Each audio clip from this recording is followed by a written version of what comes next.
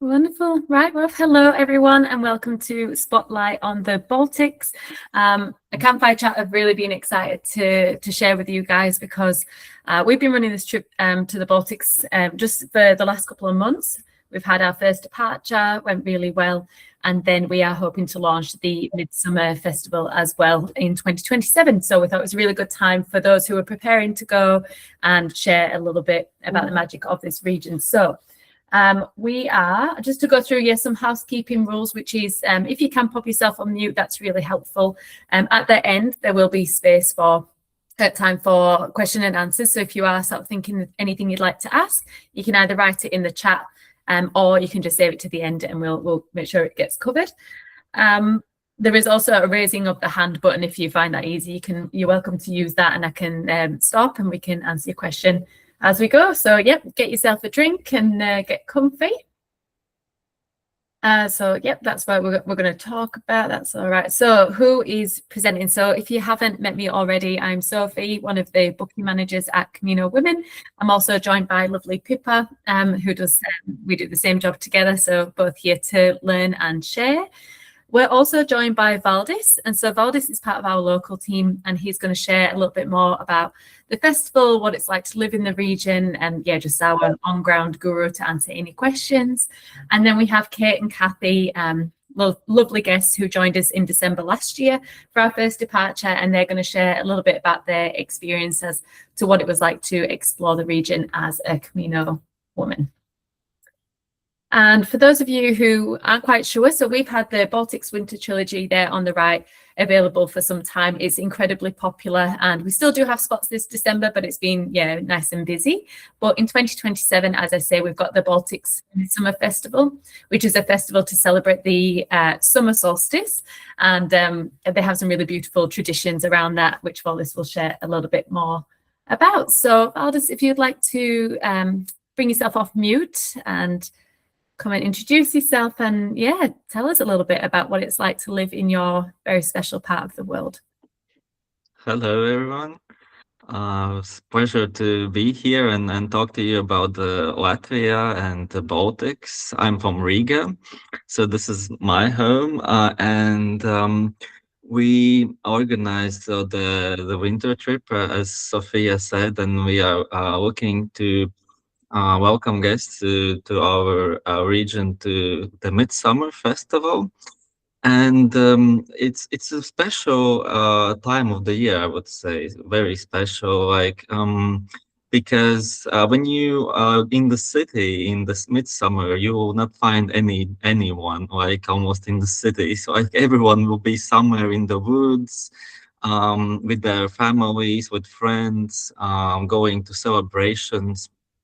And we usually light a bonfire, we sing, dance, so gather together, do some kind of rituals. We can say they are still alive because this is a pagan tradition. And now in the summer, it's like all green, and we are celebrating the longest day. So how it is here to live now, it is quite warm. Temperatures are really good. During the summer, we have now 23, 24 degrees Celsius, and we have very long days. So in the summer, so the midsummer is the longest day. We have almost 13 hours of sunlight, and we are celebrating it. Now it's getting shorter. And then the winter trip, what ladies did, Catherine, with our guide Solveiga, she brought you during the time of the most dark times of the year. I would say that there is not so much sunlight during the winter. So then it was how long was the daylight, Catherine? It was short, right? Very short, So. maybe 4 or 5 hours, something like that, not much more. Mm. Yeah, so that trip was like the contrast of the summer. So what we have snow, and Catherine, was not that much snow maybe at that time, but it started to snow a little bit. So it's not always like totally white fairy tale, but sometimes it is, sometimes it's not, sometimes it's icy. So, um, yeah, the weather is how it is. You never predict it so easily. Um, yeah, so that's in the short. Maybe Sophie, you have any questions or others, and I can elaborate. Yeah, I do actually. Two things actually. You mentioned there that the city gets super quiet and everybody's in the woods, and I love that. That's just so like storytelling in itself. Do the shops and restaurants still operations as normal, or does everyone just kind of take the time off and head off into Mm. the wilderness? Yeah, about this, actually, the shops and restaurants keep open. So we have actually like the Sundays are open, for example, Christmas times also, during the midsummer as well. Just they shorten the times. Usually our holiday times is like from the working hours are from 9 to 4 ish. The shops start to close.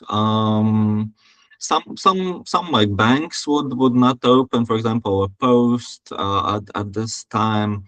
But still, it's like the businesses still run, but people who have free, they are in the woods and celebrating and just relaxing.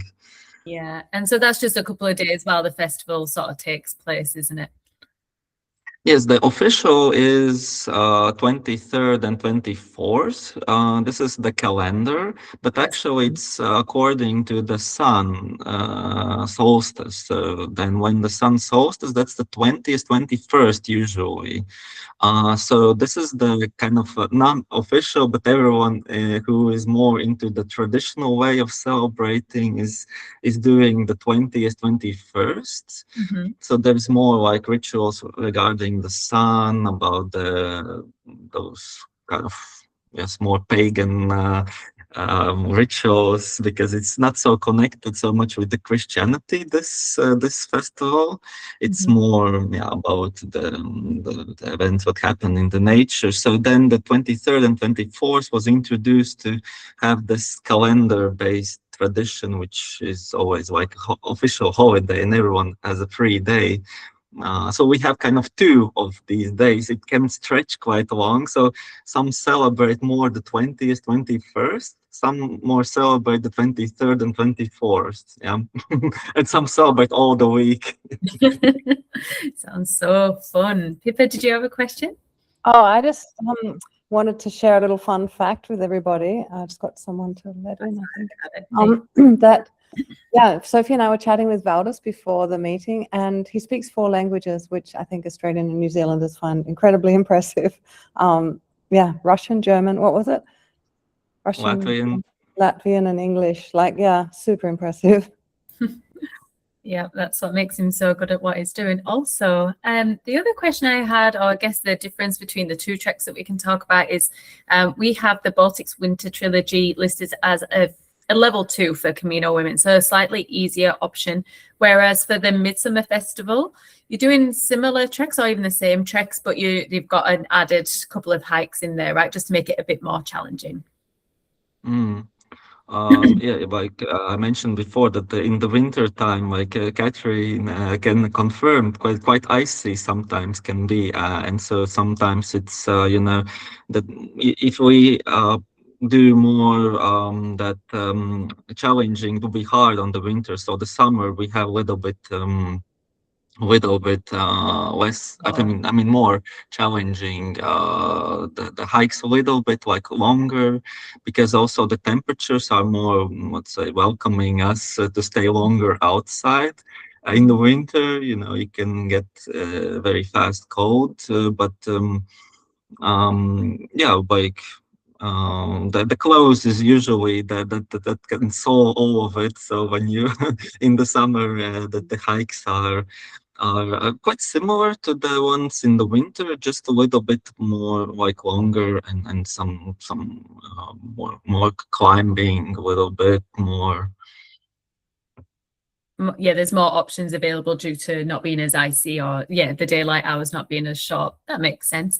And tell us a little bit about the bog shoeing. And I want to hear from Kathy and Kate like what it was like to actually be in the shoes. But this is something we're not very familiar with. And people ask me, do we bring our own bog shoes? But no, it's all provided, and it's an experience. Maybe ladies, you go first and you tell us a little bit about what it was like bog shoeing. And well, I mean, it was really fun. So that's the first thing, because it's fun and hilarious just to get the bog shoes on your feet. So that was the first thing. And then the walking through the bog wasn't difficult, but so unbelievably different from anything an Australian is ever likely to do or see. And the bog has a really, I mean, calling it a bog makes it sound awful, but it's actually a spectacularly beautiful and unusual landscape, and sort of astonishing in all sorts of ways. So I found it beautiful, and I think Kate did too. Absolutely. Like Varda said, you can't predict the weather, and we weren't snowshoeing. We were actually walking on for what we would call the vegetation, but it's the kind of the mosses and the way that is a very deep, spongy kind of ecosystem that, like, for us, it's such an unreal sensation to be walking across a landscape that you without the shoes you would sink into, and it would be wet, and you would just kind of sink. Like if you went to fall out, like all of us fell over at different times. It's icy and it's quite, it's very damp and icy.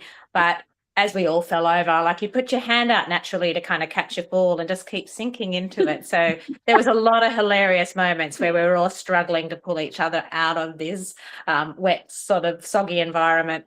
So like that's a very different experience. And even the experience, I know Sophie's got photos up at the moment, like that table that we're all sitting around in one of the forest environments, in one of the national parks. So lots of visitations to national parks, as Valda said, a lot of attention and respect for nature in all three Baltic countries. But even that environment with these beautiful big pine forests, and just being able to pull up at the end of that walk next to a fire and have a really beautifully cooked but earthy meal, and be able to enjoy that at the end of your walk, that was spectacular as well.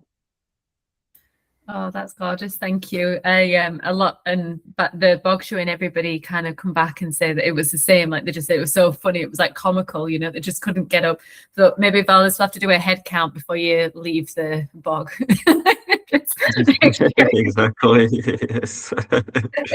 Yeah, but usually everyone makes it out. It's just like the first impressions are like, oh, this is something that's scary, not known, and dangerous. But at the end, it's quite one of the usual things. What actually locals also do. We don't have like mountains or something like that to go to hike and walk. So we go to the bogs, and now there is infrastructure also. As you see, they are walking on the wooden path. So it's already like all accessible, and with the bog shoes you can go much deeper even and experience the bog. Pippa, is it something, Valdis, in your region where people just own a pair of bog shoes, kind of standard gear, like a raincoat or something? Everybody has bog shoes, or it's it depends where you live. It's not so common in the city, definitely not. But if people like to spend time more, I would say some like a lot like the sunrise and sunset. And then they go to the bog and then they just stay there for a while, so something like that. But it's not like everyone would have like a bog shoe. yeah. Oh, that's so good. I love to hear the different, different activities for different cultures. Very, very fun. Well, we've heard a little bit from Kate and Kathy, but I'm going to ask you to sort of come off mute and share a little bit. So as I said, we've got ladies here who are booked to do the trip that you guys did last year. Same demographic, maybe same reasons for choosing this destination. And I guess just what was your experience like traveling with Camino Women as a female traveler in the region? To tell us just a little bit about your trip. Whatever you'd like to share would be great. Well, I can start. Like, certainly being in a book through Camino Women, like, we hadn't any experience of that part of the world. We were really interested in it. We were looking for something different that had a blend of being able to be out in nature, the history of the area, and sort of that local immersion too with where we were staying, like the sauna culture, and being able to have actual people who were living there and operating the accommodation that we were in, be able to share those sorts of things with us. The immersion through the cooking, the experiences that we had with the guides who were doing the walks, both in the urban environments and the natural environments, really added to the richness. And for us, like, we were traveling in winter. Like, I have never like I'm an Australian, we don't experience snow, I think, like European snow, or cold, or even the change of daylight hours. But that pre-Christmas market and the beautiful traditions in each of the cities that we're in, and all of the villages, like it puts like our Christmas lights to shame. Like, we came back and thought Australians just aren't trying, because their Christmas markets were so spectacular. It totally transforms the cities, doesn't it? It just, completely. It's delightful, really delightful. Yeah. I found one of the things that I enjoyed the most was the walking. So that's a sort of daily, you walked somewhere every day. But I would say, as well as preparing by doing your walks, you need to be prepared that it's every day. There weren't many opportunities to sort of have a day of rest, so you need to be prepared for that. But that's not a bad thing. It's just being mentally prepared that even if you're feeling a bit lazy, you will be getting up and setting off again. Yeah, on the go, long day. Yeah. Well, and so and then you've got the short daylight hours as well to add to that. But you still, you were doing activities in the dark, right? Like you were. Yeah, and yet that was part of the. I mean, look, in any travel, it's experiencing things you don't experience. Even our shortest day is not that short. Yeah. So that was an experience in itself, and people's lives go on, and people still do stuff. It's just dark. And the other thing I wanted to say is I found Kate and I normally travel sort of independently, and this was one of a few tours that we've done, and certainly the first with women, but it was a hoot. It was very, very funny and delightful to be. There's something about putting a pack of women together and letting them loose. They'll find something funny to do, and it really was. It was charming, and I would certainly do it again. Oh, brilliant. Well, yeah, you'd always be welcome back, you guys. We've loved having you. Yeah, big reason why I asked you here tonight. And so in terms of, a question I get asked a lot is about the safety, just sort of where it is in the world. Does it feel safe while you're there, especially if you're traveling solo? I know you guys traveled as a pair, but still, how did you feel both in transit and once you arrived?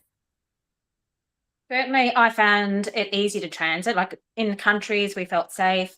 I know I'll call out the elephant in the room. You're close to Russia and you're close to Ukraine. Mm-hmm. So I think people had an expectation that you might feel a little bit unsafe, but certainly that wasn't the experience at all. Mm-hmm. It was interesting really to talk to people about how they felt about living in the region and that close proximity to that particular, that war zone. But from our perspective, it was easy. We felt really comfortable. Even transiting, we started in Lithuania. Transiting in through the international airport was super easy for Australians. It felt like a almost regional domestic airport, but it streamlined. The technology was really smooth. There was no issue from a visa point of view or an access point of view. And quite literally, like if you're familiar with a Dubbo or a Tamworth or an Albury type of airport, they similarly, you come through the other side and the team were there and ready and waiting. So it was really seamless. Oh, that's awesome. Sorry, I was just also going to say that I thought one of the interesting aspects of it was what Kate was saying there about these are countries, so we all know that it's a bit of a difficult time in that part of the world, but it was interesting, culturally interesting to hear about their experiences and how they felt. But I've realised they've got a great sense of humour in those countries, because I think each major city we're in had renamed one of their streets Freedom for Ukraine Street, where the Russian embassy was. So that every time someone from the Russian government has to send a parcel or a letter, they have to write the words freedom for Ukraine to send it in the address. I thought, what a hoot, how funny. And so, yeah, I really enjoyed that part of it. It was great. Oh, that's so great. I hadn't heard that before, actually. Thanks for sharing that. That's so good. Scallywags. One of the moments that I took from the feedback calls from your trip was that you were walking through a wonderland in the middle. It felt like through the forest in the middle of the night. You've got your lanterns. This is the image I'm getting, and you're walking past this house, and this local family come out with their kids and their dogs, and they're kind of like, "What are you doing here?" Like you were just. How did you find us? Well, we went to one town, and honestly, I think everyone where were we? It was in Estonia, I think it was. And it was so unusual for tourists to be there. This is where we did the bog shoeing. It was a town near there. And everyone were following us around. Like there's dogs, kids, the tour guide. There's a whole pack of people going, what are these people doing out in the dark, wandering around, these mad Australians? But that made it fun. So, exactly. Yeah. Oh, so here you've got some pictures that you guys kindly sent through. So yeah, we've got this is the bog shoe just here in the centre.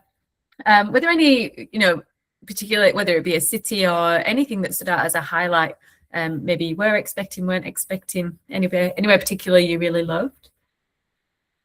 Riga and Tallinn, I have to say, were my favourites. They all were.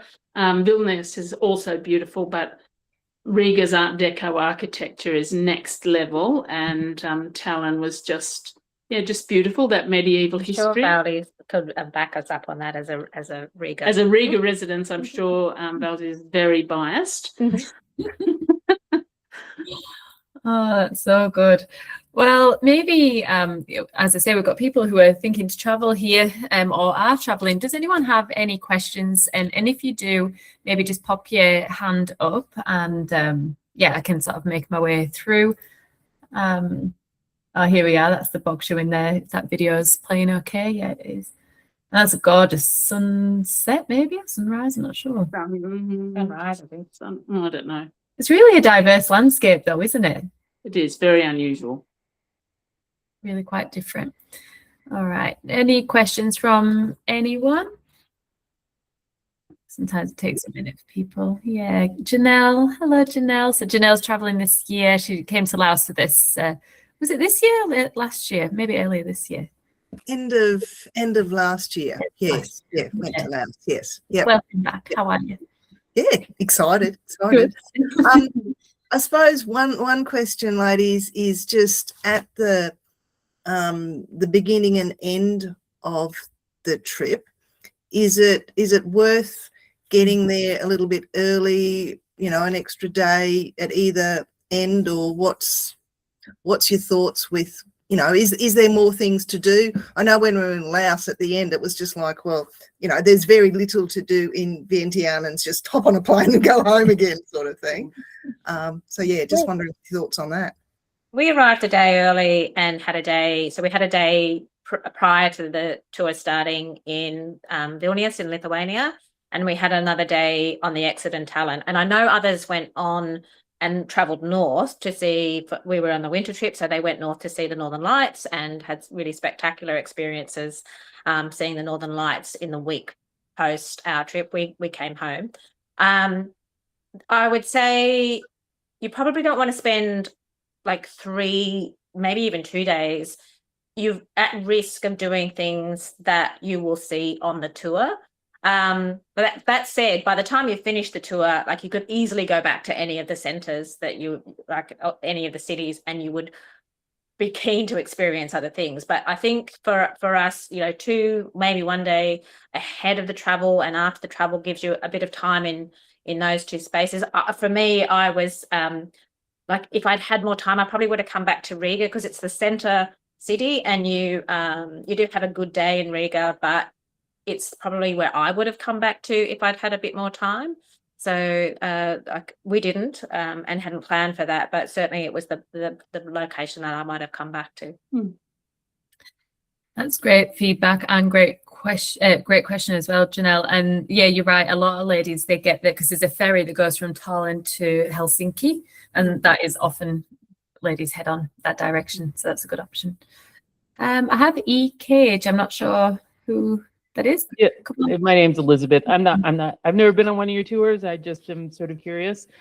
But I have been to Vilnius and spent a couple of days there a few years back, and definitely found plenty to do over the course of a couple of days. So if that's your starting point and you've got some spare time, the history there is really interesting. And the old town area is the old Jewish quarter is really enjoyable. So you could definitely spend a couple of days there enjoyably. Oh, thanks, Elizabeth. That's really lovely for you to join us and share that. Thank you so much. Valdis, have you got any insight, locally, what you might do before the trip? If you, just being somebody who is local, who would know where to go, do you have any recommendations? Yes. So about the duration in this so arrival destinations like or the departure from Tallinn. So the trip is going linear. So you are starting in Vilnius and ending in Tallinn, and Riga is in the middle. So also I know some from this trip were flying to Riga. So it's an option that you fly to Riga. Riga has the biggest airport.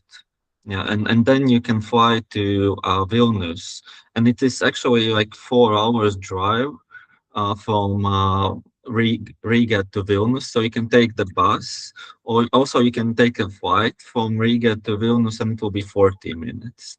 So it just an idea is to go to Riga first with the flight, because it's very well connected, and then you can go to Vilnius and start the trip, or stay some days in Vilnius.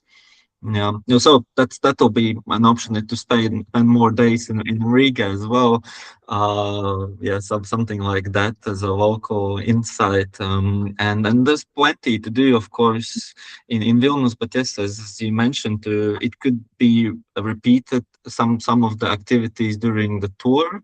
So maybe not that many days, but there is certain things to do around. Of course, you can take day trips to outside of Vilnius and things like that. And the same is from Tallinn. You could also go to Helsinki, right?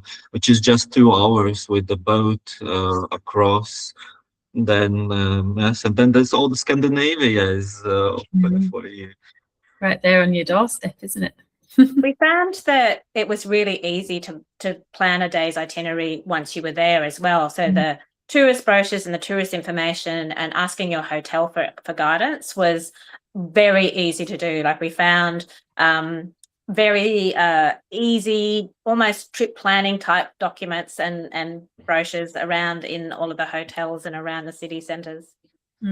Yeah, apps like Get Your Guide maybe as well are pretty good over there. Thank you, that's awesome. Deanne, welcome. How are you? Hi, thank you. I like Valdis's idea of flying into Riga, and I was wondering, because I've been to Tallinn a few times, is there a fast train or a train? I thought there was a new, I don't know if it's a new train or new system or new costing that goes from Vilnius, Riga, Tallinn. So you know how you said you could take the bus for 4 hours? Yes. Is the train a good option or not? Well, we are still building it. Oh, it's not. Okay. Yes, it takes a long time to build this train between the three countries, and we have a train system. It's kind of a domestic train system. So basically, you can take a train from Tallinn to Riga, but it will take you a very long time because it's not a direct line. It's going Oh, like like this, and the buses are the most straight. Okay. Just, That's yeah. good to know.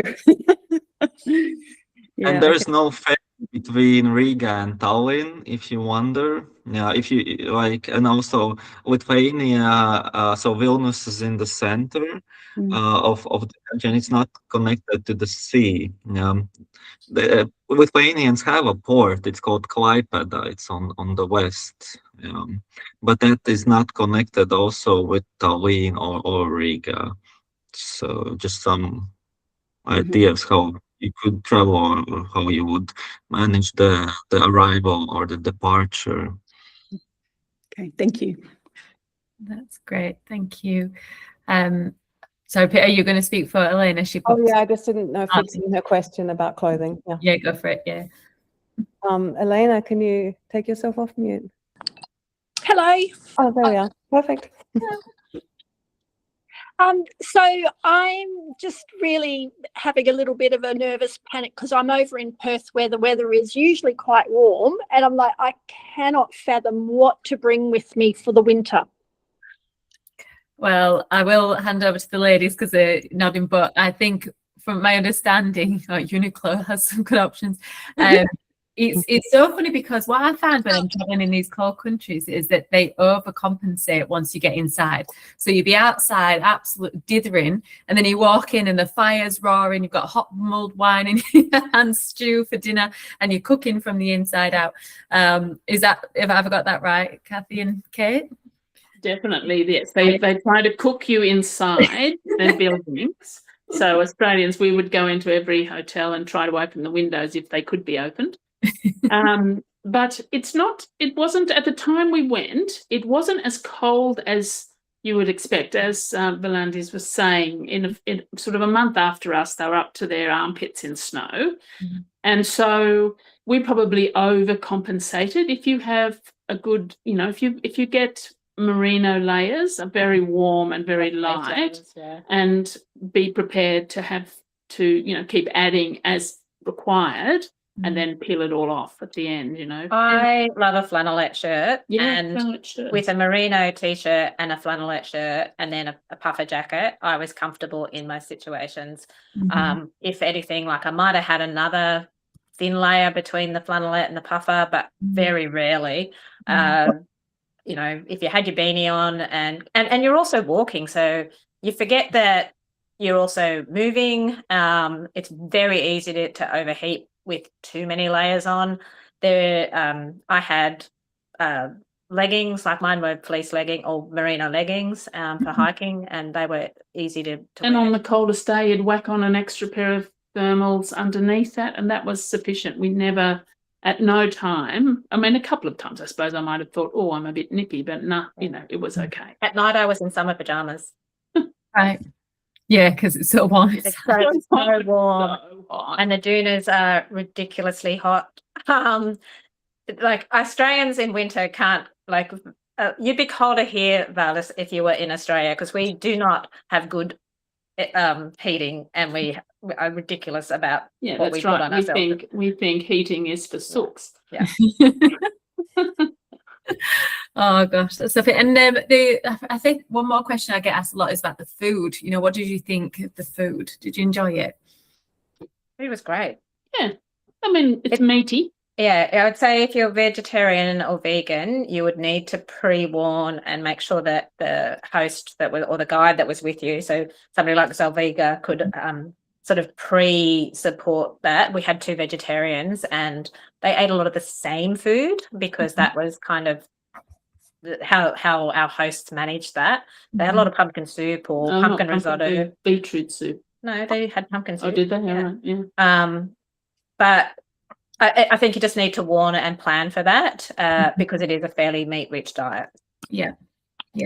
Absolutely. That's it's a really good point. And we do get the dietaries ahead of time. So it's something we can try to manage. But yeah, it is like you say, sometimes it's lacking that protein. So you may have to think about, bringing snacks and that kind of stuff. So I do love a sausage.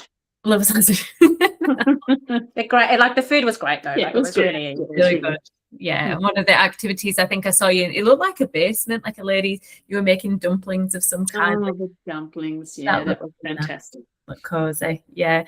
Kathy, what was your Instagram handle for, because you do like postcard, was it?